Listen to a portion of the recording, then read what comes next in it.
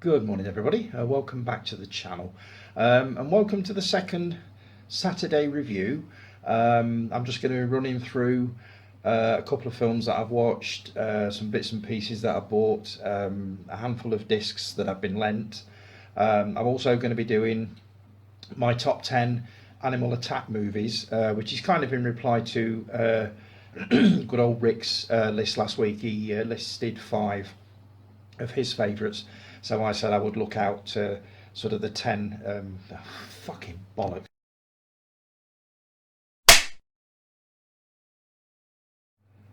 Good morning, everybody. Welcome back to the channel, and welcome to the second Saturday review.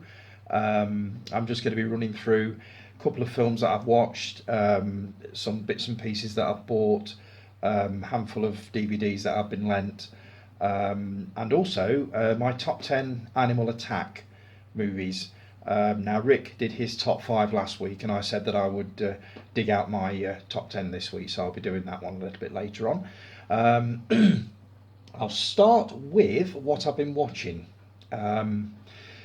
First one, All Quiet on the Western Front, which is on Netflix at the moment.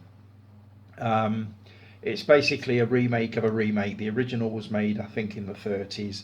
There was also a version starring Richard Thomas, I believe, in 1979. And this is a remake of that. It's a German movie. Don't worry about subtitles. On Netflix, it's actually dubbed, but it's dubbed very, very well. So it's definitely worth a watch. The best way I can describe the movie is intense. Obviously, it's set in the First World War, and it depicts basically the horrors of trench warfare. I've now seen a couple of movies like this, and to be honest, I don't really want to see any more. This one was pretty nasty. Obviously, it just shows what actually happened, but it's just done in such a way that it basically makes you feel that you don't really want to watch anymore. There's one more that I do want to take a look at some point, but not just yet, and that's the Sam Mendes movie 1917, which I haven't seen, but I believe is in a sort of a similar vein. But I do need a couple of weeks break from trench warfare before I take that one on. But if you like war films, it is absolutely worth a watch. But as I say, it's pretty nasty. It doesn't shy away from pretty much anything that happened during the sort of in the trenches in the First World War. But really, really well done. It didn't win any Oscars. I believe it was up for best international picture, something like that. It didn't actually win. I think it probably should have done. The soundtrack is pretty good as well. But if you get a chance to have a look at it, it's on Netflix. But be prepared for some fairly nasty stuff. It's called All Quiet on the Western Front. The other one that I've been watching, I'll put this cup down. I put a post on last night about the Wicker Man, basically being given the 50th anniversary treatment this year. That is my copy, which I decided to watch last night, having got all fired up about it by doing that post. This film never gets boring for me. I absolutely love it. It's part of what they call the Holy Trinity of folk horror, the other two being Witchfinder General and Blood on Satan's Claw. This is a classic movie from 1973. It was very controversial in its day. It had quite a bit lobbed out of it by the censors. I'm hoping those scenes are going to be reinstated when it's re-released in a 50th anniversary edition on 4K, which I believe is in September. There's also a book coming out about the making of the movie. I've already got one just on the shelf behind me here. I'll probably show that off on Sunday. But this one is supposed to be the definitive work on the making of the movie. But this is just superb. Edward Woodward plays a sort of a very religious copper from the mainland who's drafted out to a place called Summer Isle up in Scotland to locate a missing girl who's obviously gone missing. Sorry, I haven't scripted any of this. I've got no notes for this one, so please forgive me for the way this turns out. But he's drafted out to find a missing girl and gets involved in sort of pagan rituals and all that sort of thing. It's a shocking film. I mean, it's shocking now, but it must have been very, very sort of shocking back in 1973. But that's my copy of The Wicker Man, and I can safely say that I'm very much looking forward to seeing what they do with the 50th anniversary. There are some special screenings around the country, and there will also be, as I say, a 50th anniversary 4K release in September, which I believe is going to contain all 3 cuts of the film. And hopefully have a lot of stuff reinstated that was taken out, and a wealth of extras. So I will definitely be pre-ordering that when it hits Amazon, that's for sure. What else have I been watching? Now then, Sequealophobia is back. I finally got round to watching this little beauty. It's got the first 6 movies in. I have to say I thoroughly enjoyed them, and this is another series of films that I bitterly regret not watching when they first came out. I mean, Rocky's been out since 1976. If I had to pick my favourite out of the one, I mean, I'll tip them out here, and we'll just very quickly go through them one at a time. We'll just pop that on there. Now then, first one, Rocky. Absolutely brilliant. As I say, made in 1976. He wrote and I believe directed it. You can't really say any more than the film is an absolute classic. Really, really enjoyed that one. Next one, trust these not to be in order. It's the way I put them back. Here we go. Rocky 2. One of those rare things where the sequel is actually as good, if not better, than the original. So really, really enjoyed that one. Rocky 3, if I can find it. This is the only one that I believe I've seen before. There was a lot of hype about it around about 1982 when it came out, and obviously Survivor's Eye of the Tiger topped the charts for weeks. So I thought I might as well have a look at it. I did enjoy it the first time round, and I definitely enjoyed it the second time around watching that. Next one, Rocky 4. Ivan Drago, Dolph Lundgren. Again, very, very entertaining. Really, really enjoyed it. Next one, let's see, Rocky 5. Now this is an interesting one. This movie has not got a lot of love. When I first embarked on this sort of journey through the Rocky movies, everybody pretty much told me don't bother with Rocky 5 because it's crap. Sorry, but I really enjoyed it. I thought it was brilliant. I was expecting to be very disappointed with it. But I wasn't. I thought it was great. So yeah, I love Rocky 5. And finally, Rocky Balboa. Great little reboot. Obviously takes place a few years after. Again, really, really enjoyed it. It's a cracking box set. Will I be watching them again? Yeah, I will, almost certainly. Not just yet, obviously, because I've got so many others to get through. Just bear with me. Put those back in there. But yeah, I will be watching those again. And before you all start screaming, what about Creed? Creed. I haven't watched it. This is what I'm moving on to next. So, Sequealophobia will continue with that one.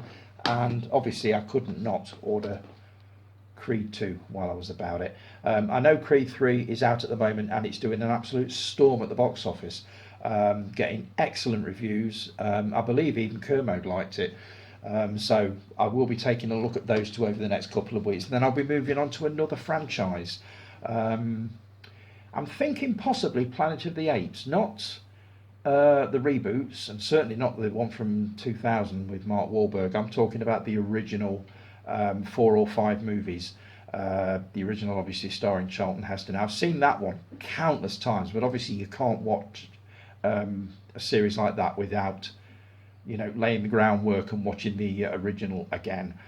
So I will be watching that one, but I'm thinking possibly Planet of the Apes, unless you guys have got any other suggestions that you'd like me to take a look at.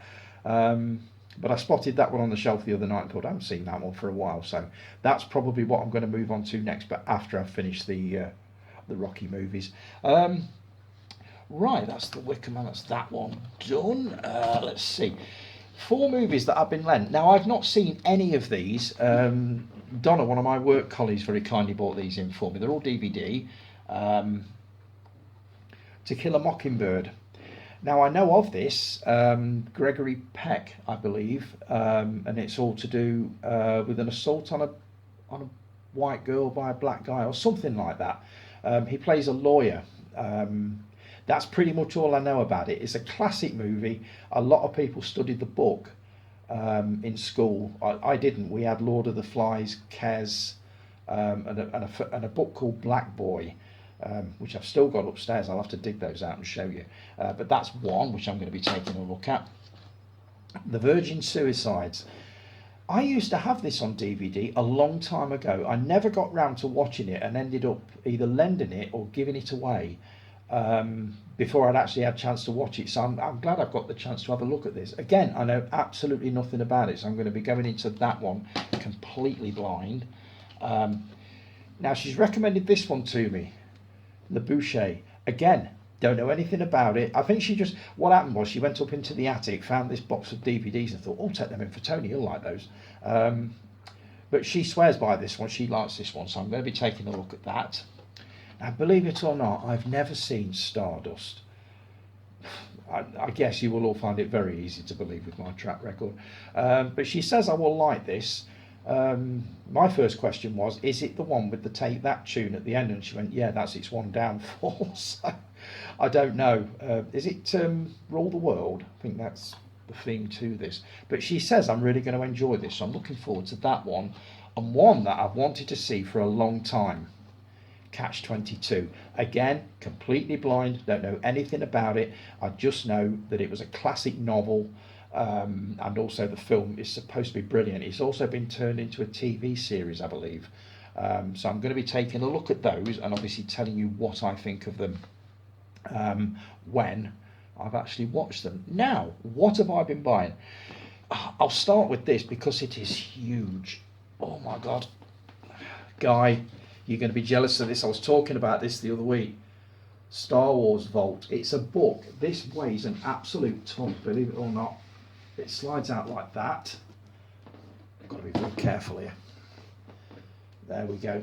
Now, I'll try and flip through what I can, but this is not just a book. This is, you've got all sorts of things in here. Now, bear with me. Let's see. There's certain pages, here you go. You've got sort of some kind of plan there of something. I'm waiting for things to start dropping out. I bet you can't even see this, can you? This is one hell of a, I call them coffee table books. Let me see if I can just flip through. You've got things like sew-on patches and all sorts in this. It's a hell of a thing. You can't flick through it properly because every other page there is something that sticks out like that. Now this cost, believe it or not, I was looking on, I think it was Amazon or was it eBay, and a copy of this, you couldn't pick one up for under 70 or 80 quid. I just happened to be on Amazon, basically as somebody put one on for, I think it was £25. So I snapped it up. If you want a better look of that, let me know and I'll see if I can do a video where I can actually point the camera down and flick through it properly. But it's a hell of a thing. Just show you the back. That's pretty much everything that there you go, that you get with it. But if you want to see more of it, let me know. And I'll see if I can do a proper video where I can flick through it properly for you, because I think it deserves better than a quick flick through. The other book that I got, I went on eBay. What I was looking for was what they call a photo novel, a Close Encounters photo novel, which is a paperback book with the story of the movie told in pictures, photographs. I ordered it and got this. It's not what I ordered, but I honestly could not be asked to send it back. I used to have this many, many years ago. This came out about the same time as the film. And basically I was collecting everything that I possibly could to do with Close Encounters, including this. I can probably flick through this a bit better than I did the last one. But it's just, oh God. Oh, this is a pain in the arse. There you go. It's just... I've got to find a better way of doing this. There you go, look, I'll just flip through a few of the pages. It's mostly pictures, but there's a lot of text in there as well. It's like an official collector's edition on the making of the movie, the story behind the movie, all that kind of thing. As I say, I've got a copy of this up in the attic somewhere, so as soon as I opened it I thought, I've already got that, but I couldn't be asked to send it back, so I'm going to hold on to it. And now Blu-rays, these are what you want to see. I'll run through these. First one, again, recommended to me. I don't know anything about it. Get a bit closer to you, there you go. Don't know anything about it, other than it's supposed to be a very, very good film, so I'm looking forward to having a watch of that. The Sweeney. Now you know my views on this. I watched it when it first came out and disliked it intensely. I don't believe I've ever had another go at it, but I've heard a lot of people basically saying that it's got better with age, and if you go into it not thinking of the original TV series, you'll get a lot more out of it. So I grabbed a copy of this for just over £1 off Amazon, so I thought I will give it a go. I will definitely watch this and hopefully have a better opinion of it than I did the first time round. I'll go into that one more when I've actually watched it. Next one, The Martian. This isn't even out of the cellophane yet. I've been reading up on what's best to show off the 4K capabilities of my TV and 4K player, and a lot of opinions came up with this one as a prime contender. They reckon it is absolutely stunning.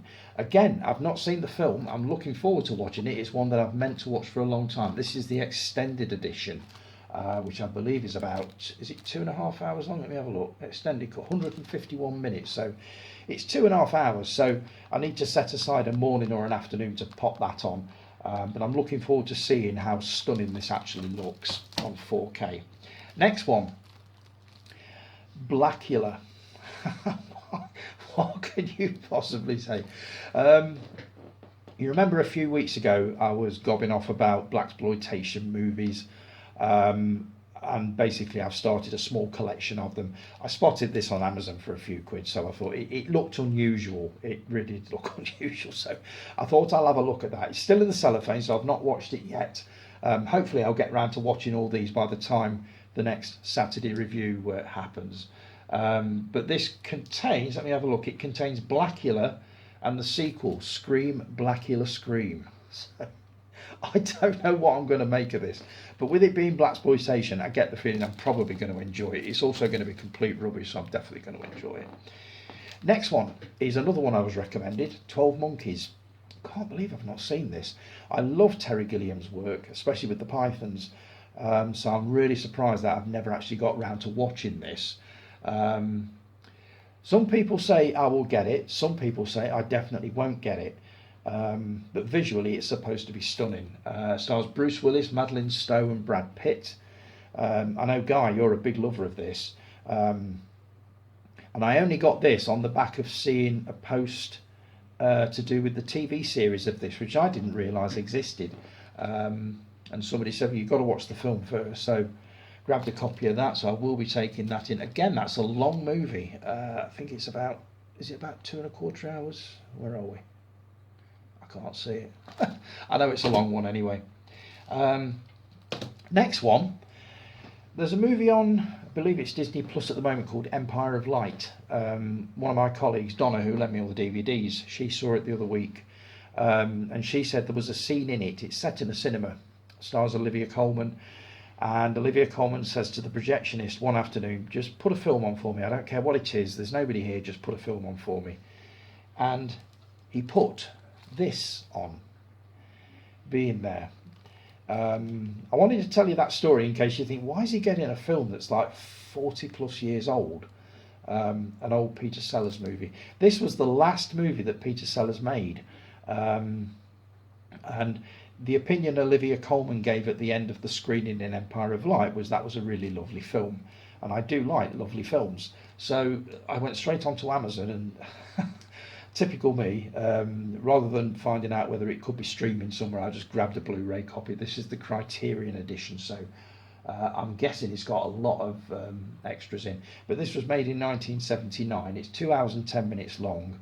And I'm only watching this on the back of what was told to me about Empire of Light, which I also want to watch. So I will be taking a look at that.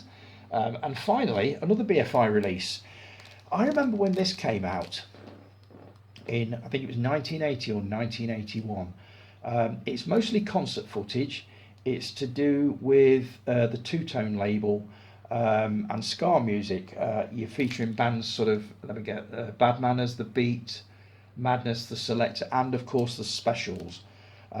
This is supposed to be a beautiful Blu-ray print. It's not been available basically since it first came out at the cinema. This is one that I wanted to see at the cinema, but it's one that didn't actually come to Burton. I'm not being able to drive or anything. I didn't bother going to Derby or anything like that. I thought I'll catch it another time, and it's took me 42, 43 years to actually do it. But as soon as I saw this was being released on Blu-ray, and of course DVDs in this as well, I had to have it. So a lot of special features on there. I'll absolutely be taking a look at that and hopefully reviewing that on the next Saturday review. Right, this top 10, let me just move. Animal Attack movies. Rick put his list on last week, which I believe included Jaws and quite a few others. So I said I'd hunt down mine. So here we go. Let's start with Dogs.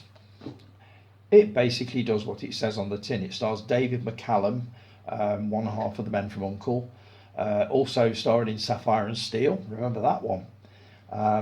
I haven't seen this yet because it is still in the cellophane, and I bought it. Oh, it isn't. No, it isn't. But I've not had a chance to watch it. But I did see it at the cinema when it first came out, which would have been about 1978. I do remember it being very good, so I'm looking forward to having another look at that. Last week I watched Cocaine Bear. What an absolutely brilliant throwback to 70s, 80s Animal Attack movies. And the first thing I thought of while I was watching it was this beaut, Grizzly. Absolutely cracking movie. After Jaws basically slayed the box office, there was a whole slew of Animal Attack movies. There were loads of them. A few of them you'll catch in this list in a minute. But this was one of the first ones that came out that basically not imitated Jaws, but gave it a run for its money. It's certainly a lot more violent than Jaws was. Christopher George, Andrew Prine and Richard Jekyll. This would have been 1976. I've seen this a few times, really enjoyed it. Love the way the bear is dispatched in the end. You've got to see that to believe it. Next one. This isn't going to be a popular one, I know, but I love it. The Meg. I really enjoyed this. I loved the trailer when I first saw it. I thought Jason Statham was absolutely superb in it. The special effects were brilliant. To me, it was a good story. I just really enjoyed this. But I've yet to find anybody that I know that enjoyed it. Everybody says it's crap. I think Lee Barber, you didn't like it. Jason, you hated it. There are quite a few just don't like it, and I don't get why. I really want to watch this again, and I will be taking it in again. Well ahead of the release of the Meg 2, The Trench, which I believe is out around about July, August time. I'm still waiting on a trailer for that. But the Meg, I thought it was brilliant. Still do. Can't help it.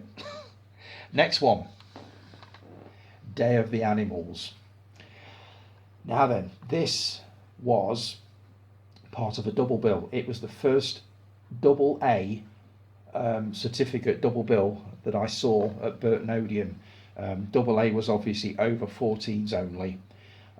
I thought this was amazing. I'm due to revisit it any time now because I haven't seen it for quite a few years. I listened to a podcast about it a couple of weeks ago, and it's really whetted my appetite to have another look at it. You've got some stars in this. Let me just run through some of the... I can't because it's all in German. It's all in German on the back. It's an import, isn't it? Hence the FSK 16 on the front. Let me see. Christopher George is in this. Susan Day George, I think. Oh, God. Leslie Nielsen.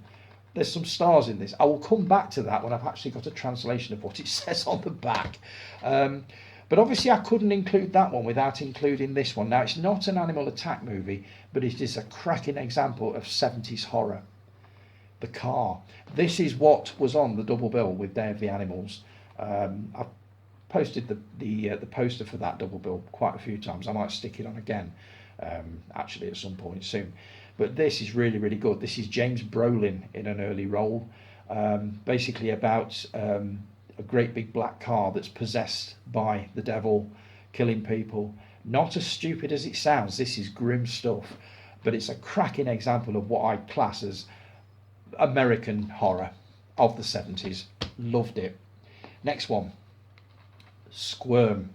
Now, this one caused some controversy back in its day for the violence in it. It's made in 1976. I know this isn't one of Jason's favourites. He can't stand this one. Not because it's a bad movie, but because it's just really icky, which it was. It was one of those movies that, at the time, I don't believe it got a general release. It was only released in London, pretty much like the Texas Chainsaw Massacre. So the only way I got to see this initially was a Super 8mm black and white silent version. Yeah, remember them.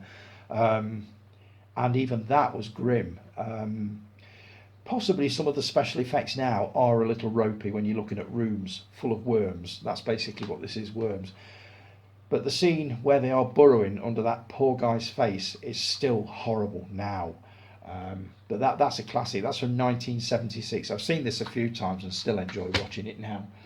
Next one, The Swarm, the classic. Irwin Allen, the absolute master of disaster. This was not critically well received at all. Stars Michael Caine, Henry Fonda, Lee Grant, Richard Chamberlain, what's his name? The grey-haired fella. Oh, I can't remember his bloody name, just bear with me. Richard Widmark, Olivia de Havilland. Swarms of bees basically taking over America. Swarms of African killer bees. This is the extended version, which I believe is 150 minutes. I did see this at the Odeon when it came out around 1978, and I thought it was brilliant, and I still think it's brilliant now. It was not critically well received. It was basically everybody was saying it's a crap movie, and it's just big scale nonsense. Absolutely not. I think it's amazing. I never get bored of watching this, and the first attack is pretty scary stuff. It really is. The family who go for the picnic, you'll know if you've seen it. But I love that movie, always have done. Next one, Joe Dante's Piranha. This, I believe, was on a double bill with